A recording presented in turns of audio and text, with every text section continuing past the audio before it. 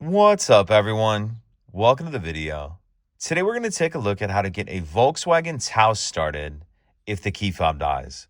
So I'm going to be demonstrating this on a 2024 VW Taos in this video, but it will be the same on a few different years. So I've taken the battery out of this key fob to demonstrate. As you can see, none of the buttons are working. If I try to start the vehicle as I normally would, it's not going to start, and I'm going to get a message on the dash saying key not detected, hold key on the designated surface. And where it wants us to hold that is on the right hand side of the steering column. See, there's this little icon of a key right here. So what I'm going to do is, without pressing the brake, I'm going to press the stop start button. Then I'm going to come over here and hold my key up to that icon like this.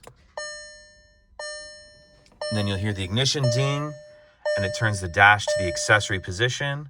And now we can start the vehicle as normal. So brake, stop start button.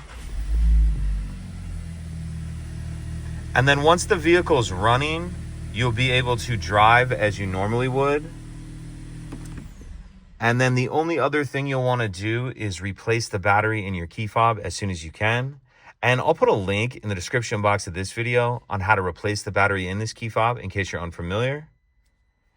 If you have any other questions, please let me know. If you could take a second to like and subscribe, it helps us out, and I'd appreciate it. Thank you.